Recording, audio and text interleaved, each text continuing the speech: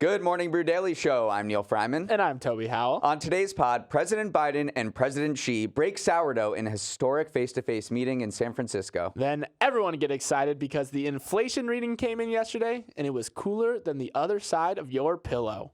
It's Wednesday, November 15th. Let's ride.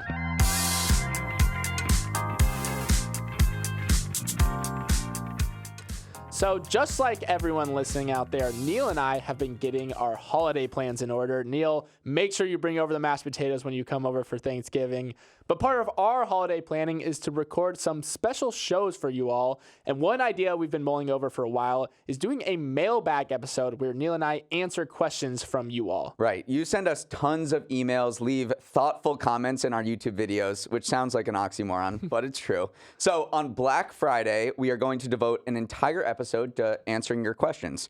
Which means over the next few days, please send us anything you've always wanted to ask to our email, morningbrewdaily@morningbrew.com, and use the subject line Q&A so it's easier to categorize. And as far as questions are concerned, anything is fair game. All right, let's check in on our presenting sponsor, Brex. Neal, the most annoying thing as an employee is when you have to do stuff that isn't your job. You mean how we have to do our own hair and makeup because somebody is slacking off? I was thinking more along the lines of dealing with annoying expense busy work. Oh.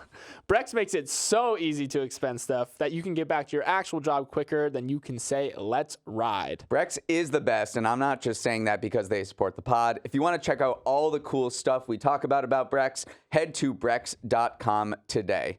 Let's head to the news. Whatever meeting you've got on your calendar today, it's probably not as important as the one going down in San Francisco this afternoon. There, on the sidelines of the Asia-Pacific Economic Cooperation Summit, President Biden and Chinese President Xi Jinping will meet face-to-face for the first time in a year. And this is a meeting that could definitely not have been an email. Relations between the U.S. and China have reached their lowest point in decades, with tit-for-tat trade restrictions, growing animosity, and who could forget that Chinese spy balloon that floated onto American skies earlier this year.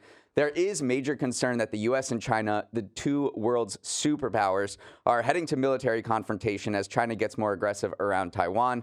Or that could not happen, which is what Biden and Xi aim to do. Ahead of the meeting, both leaders said they wanted to repair the relationship and position it more as an intense economic competition based on mutual respect rather than open hostility. To put it in terms sports fans would understand, more of an Alcaraz versus Djokovic situation rather than Michigan versus Ohio State. Toby, what are you looking forward to this meeting? I'm looking forward to the fact that China's economic performance in the post-COVID era is kind of a main factor here that makes people more optimistic for a more productive summit than normal, because China has not really bounced back in a way that a lot of people expected. It's got this increasingly aging population, higher than normal levels of youth unemployment, a real estate market that's teetering on the verge of a meltdown, and an exodus in foreign investment as well. So that gives a lot more leverage to the U.S. versus if China had roared back from COVID like many expected. And Xi is actually shouldering a lot of the blame here. His strict COVID lockdown policies hurt the country's ability to bounce back, and he's also been cracking down on industry in the company. So all this to say that China's not coming in to this summit in a position of immense power, and so it could be more open to compromise like we've discussed. Yeah, it was just a few years ago where a lot of economic commentators said it was just a matter of time before China eclipses the U.S. in terms of its economy. There was no way it wasn't going to beat the U.S. To become the world's #1 economic superpower. But in 2021, China's GDP was 75% the size of the U.S.'s. And in the third quarter now, that has slipped to 64%, which is where it was in 2017. So this is causing a lot of reflection for people looking at China, and they're saying, you know what? Maybe this economy is not on a rocket ship after all. Its economy has slowed in the post-COVID era. Those lockdowns hammered it hard. And we've talked about there's a lot of youth malaise there. There's this concept of lying down, and we've talked about this on the show, how a lot of China's youth are moving back in with their parents because they don't see a lot of opportunity. Xi Jinping is cracked down on the private sector like crazy, and it's cost it $1 trillion. So they're looking at capital, businesses and business formation and entrepreneurship, and saying the government is not really fostering this ability to succeed. Yeah, this is certainly a business first conference, first and foremost, rather than all the geopolitical stuff that's going on. I mean, for instance, Taiwan, which is always in a precarious geopolitical position in that region, they're sending the CEO of the Taiwan Semiconductor Manufacturing Company, so not a diplomatic representative, even though there are diplomatic representatives here. And then there's going to be this very exclusive dinner with a lot of CEOs. $2,000 a head. Neal, that is a hot ticket to Yes. get there. Absolutely. And yeah, you said they're breaking sourdough. And I'm sure a lot of the conversation will be around just figuring out what like the temperature check is on China in terms of their attitude towards U.S. businesses right now, because so many have such a big stake over there. Tesla has manufacturing over there. Apple obviously has a massive footprint still. Even as they're trying to wean themselves off, obviously they want a good relationship with China. Yeah, they need Chinese consumers. I mean, China is the second most populous country, but Apple gets a fifth of their sales from China, and they still need to have a working business relationship. It's also a big deal for San Francisco. I mean, when was the last time San Francisco hosted a major summit? We've talked a lot about on the show about how San Francisco is trying to repair its image, and the governor of California, Gavin Newsom, caught a little heat this week for saying, I know folks are saying, oh, they're just cleaning up this place because all these fancy leaders are coming to town. That's true because it's true. I had a family reunion in San Francisco 10 years ago, so I think that was the last major big diplomatic event that happened in SF. Neal, the people at home can't see it, but I have a smile on my face right now because the act of living isn't as painfully expensive right now. The inflation data for October came out, and it was unchanged from the previous month. The last time I was this excited for something to be flat, I was making crepes for the first time. Now, it's not all sunshine and rainbows. Inflation still increased 3.2% from a year ago, despite being unchanged month over month. And the thing about 3.2% inflation is it isn't the 2% number the Fed is targeting. Still, the core inflation gauge, which strips away volatile food and gas prices, rose at the slowest pace since September of 2021. And it might just be that softer inflation data that Jerome Powell has been looking for to justify the end of this rate hiking cycle. Neal, there were price slowdowns across the economy and the CPI's basket of good, but some sectors fared better than others. Yeah, give me shelter, because we need to talk about shelter prices, which account for a third of the overall CPI index. Shelter prices is just a proxy for rent prices. They climbed 0.3%, which was half the prior month's pace. And because they account for such a large share of overall inflation, rent prices, growing rent prices had kept up inflation numbers above the Fed's target for many months. And there was a lot of anticipation about when would rent prices start to go down, when would rent prices start to go down, because leases are much, you can't just go up to a lease and change the price sign like you can at a gas station. So there had been this long anticipation about when rent prices would finally be cooling, and it seems like they are, and that's dragging the overall inflation picture down with it. Yeah, and then everyone was kind of partying yesterday, but most of all, stocks. The S&P finished Tuesday up about 2%. The NASDAQ was up even more than that. They're all excited about this prospect of maybe cheaper money in the future.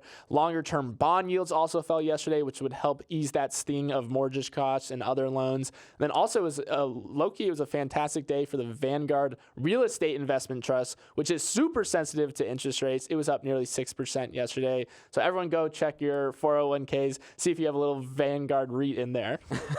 I will check. That's interesting news to me. I think stocks climbed yesterday because this was the foundation of the soft landing that the Fed had hoped for, the ability to bring down inflation from a 9% peak last year to 2% levels without sending the economy into a recession. No one wants to declare victory because that is just bad news when you do that, but it does seem like all of the conditions are there. A softer job market without completely sending the job market into a tailspin. That has happened. So it's pretty good news without declaring victory that the Fed has achieved this so-called soft landing. And the question now becomes, will they cut rates next year? Yeah, it does. I think they will still leave them elevated for the time being because, again, we're not at 2% yet. It's that last mile that people are talking about. But I do think this was the market finally saying, we feel confident that there won't be any more hikes, which has always been the boogeyman. And then finally, you said there's core CPI, which excludes gas prices, but we should talk about gas prices because So many gas stations around the country are below $2.99 a gallon now, and so that's pretty good news. And Gas Putty came out with this report yesterday saying Thanksgiving road trippers, which I don't know if you're road tripping I'm for flying Thanksgiving. to Florida. You're flying. Well, yeah. either way, for Thanksgiving, road trippers are going to be saving $1.2 billion this year on gas compared to last year. That's a lot of mashed potatoes, Neal. Okay, climate change is here in the U.S. Nowhere is safe, and it's costing the country $150 billion each year. That's according to the National Climate Assessment, the premier climate report released once every 4 years by the government. For the first time, the report included a section on the economic consequences of climate change, given the growing interest around how businesses, household finances, and markets will be impacted by shifting weather patterns. And the conclusions were striking. The U.S. now experiences an extreme weather event that tops $1 billion in damages every 3 weeks. In the 1980s, when adjusted for inflation, that happened just once every 4 months. So far this year, there have been $25 billion weather disasters, many of which have been fueled by a hotter climate, already topping the record of $22 billion disasters from 2020. This report was a wake-up call that the U.S. needs to both address the fact that climate change is already wreaking havoc on our economy and drastically ramp up emissions cuts so things don't get worse. Yeah, one of the big kind of findings of this report is this breakthrough of attribution science and that is basically assigning that you can definitively show how climate change is affecting extreme weather events, and that has allowed scientists to kind of pinpoint some of these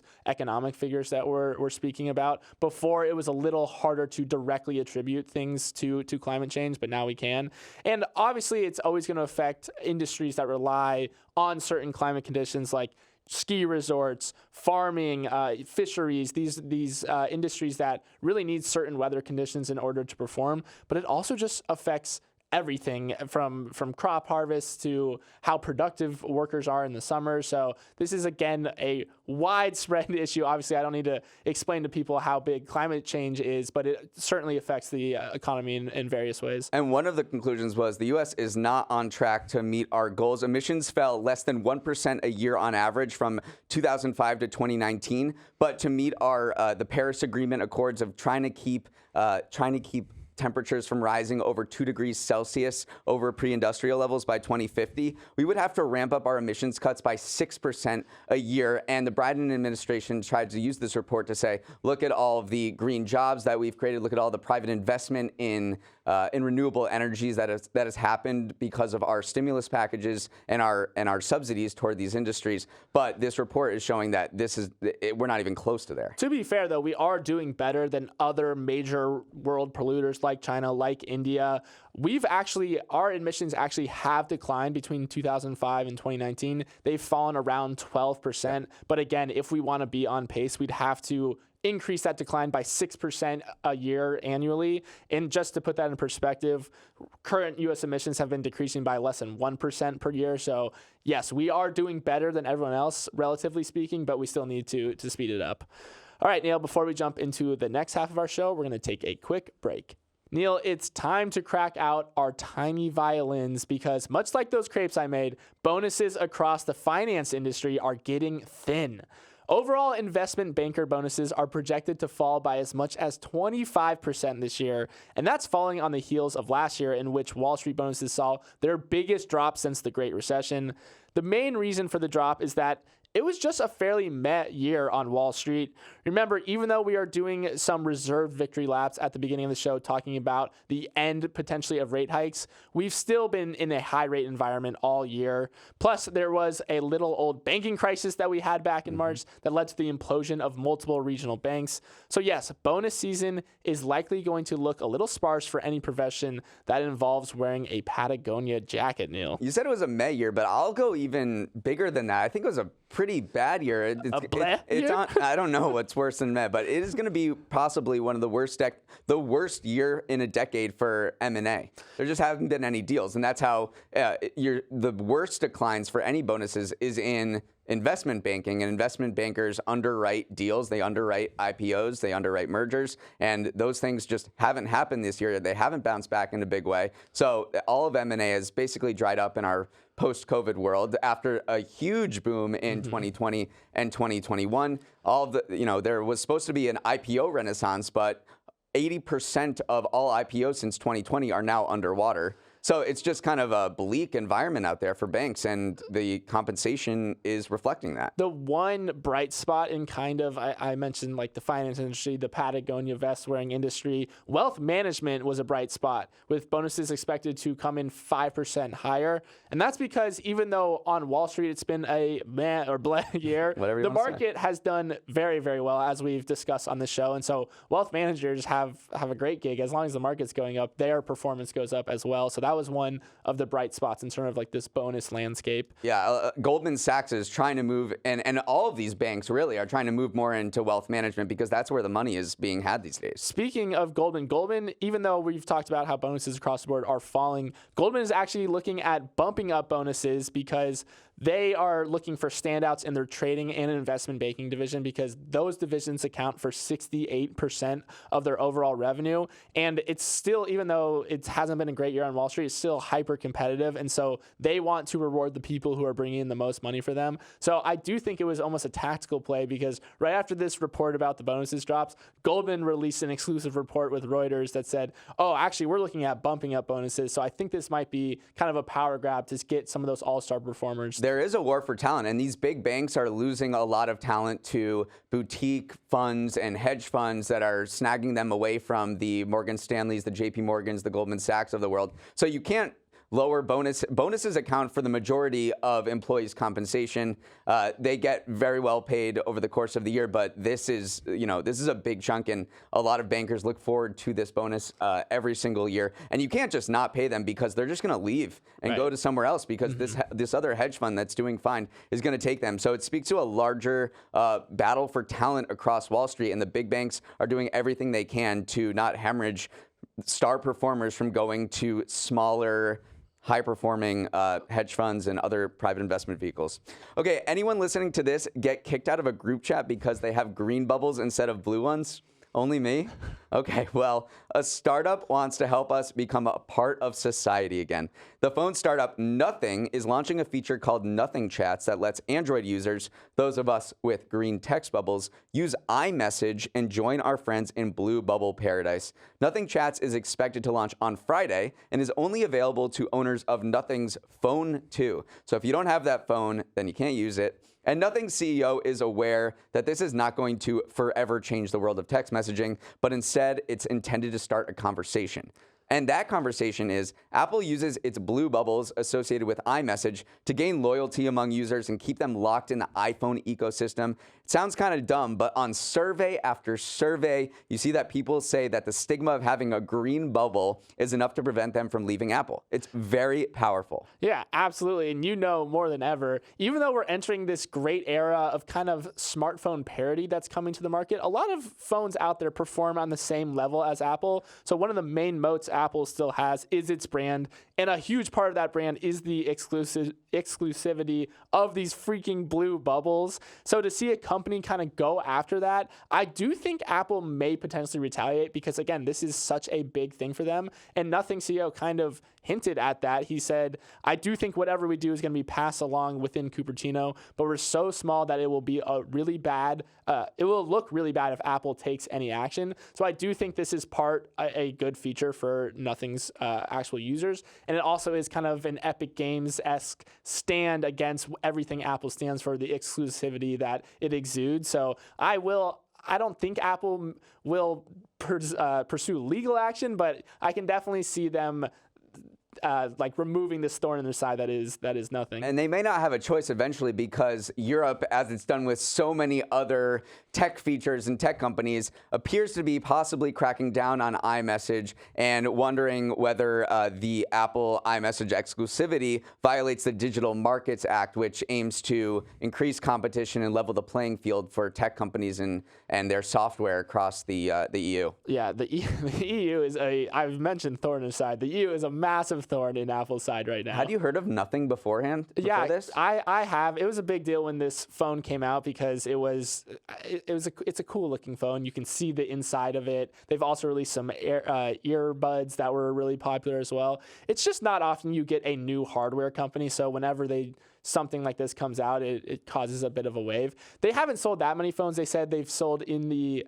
six figures, so 100,000. at least over 100,000. So it's not, again, setting the world on fire, but you do see why kind of they're trying to break into the Apple hedge money, if you will. A lot of the tech sites had reviews of this this second phone, Nothing Phone 2. They were like, this is a pretty solid mid-range phones. It costs $599. I just never heard of it. Yeah, I said the playing field's getting more level than ever, so that's why Apple loves its blue bubbles. All right, let's move on to our final story. Lewiston, Maine is a lot of things. It's a small, predominantly white Catholic mill town, home to thousands of Somali refugees. It's the site of a tragic mass shooting just over 2 weeks ago, and it's also the home of the Lewiston Blue Devils, the new Class A boys soccer state champions. This city has been through enormous pain in the last month, but all that was forgotten for a brief moment as the boys, who promised to, quote, do it for the city, got it done in the first period of overtime. A willing mayor and a cheaper cost of living made Lewiston a popular landing spot for tens of thousands of Somali refugees in the early 2000s fleeing a civil war in their own country. And it was the children of that initial wave of immigrants who helped raise a title that will end up meaning so much to this city. It's not often we come across a story that merges triumph and tragedy so seamlessly, but we just wanted to take a moment at the end of our show today to recognize Lewiston and the incredible story behind this soccer team, because, Neal, it is an incredible story. Yeah, I mean, first of all, the power of sports to lift up communities after a tragedy is undefeated. I'm thinking about the Yankees games after 9/11, or that first Saints game back to the Superdome after Hurricane Katrina when they blocked the punt and everyone went wild. So it really is amazing how it gives you goosebumps, how sports, just a victory like this, can really raise a community up and make everyone feel good for a brief moment after they've endured a lot of pain. Yeah, and I just want to hit on I mentioned the Somali immigrants came to this small town. It is a wild story, yeah, but it was kind of the mayor back in the 2000s saw this opportunity to provide asylum to a lot of these refugees. And a lot of the Somali immigrants say that they feel like they saved Lewiston in a way, because when they began to arrive, the town's housing vacancy rate stood at 20%. It was this kind of just small Maine town that wasn't doing very well, and suddenly you have this influx of new people, and now they've integrated into the culture in a way that they're a very important part of the soccer team. They actually won a state title back in 2015. Yeah, they're kind of a juggernaut. They've won 4 state titles in 10 years. They're borderline juggernaut, I would say. But yeah, 4 and 10. It's a dynasty. That's better than I've ever done. But yeah, just an awesome story on so many angles. And yeah, of course, in the wake of the mass shooting, you love to see a town kind of rally around a team like this. Yeah, this story made national news as the Somalis came in and helped this town revive itself. There was a book that was written about it called One Goal, which is specifically about the Blue Devil soccer team and the wave of Somali refugees that came into there. And I just, from personal experience, I grew up also in a similar New England town. I mean, it was bigger than Lewiston, Springfield, Mass, but we also have a lot of Somali refugees, and my family had worked with them, and they also played soccer, and it was just like a lot of these towns in New England, after all the factories had left, have faced declining populations, and one way to help revive them and replenish your labor force is to welcome refugees and immigrants, and that's what a lot of these cities are doing. Yeah, I used to live in Maine, and one of my favorite things there was I was working on bringing a USL team to Portland, and actually on Monday, the city council voted to unanimously approve plans for a stadium. So you had people literally dancing in City Hall celebrating this, and the immigrant population was such a big portion and supporter of this, and like after they got approved, they all went and played futsal at night. So it was really cool to see, and it just shows kind of like the unifying power that is Maine the new center of the soccer universe? It is about to be, because check out this new team. You're going to see some crazy fandom come out of there, so I'm really excited to see them kick off. Okay, that is our show for Wednesday. Have a great hump day, everyone. Remember to send us your questions for the Black Friday mailbag episode to morningbrew@morningbrew.com. Let's roll the credits. Emily Milliron is our editor and producer. Samantha Velez is our associate producer. Uchenna Ogu is our technical director. Billy Menino is on audio. Hair and makeup is nervous about their end-of-year bonus, and frankly, they should be. Devin Emery is our chief content officer, and our show is a production of Morning Brew. Great show today, Neal. Let's run it back tomorrow.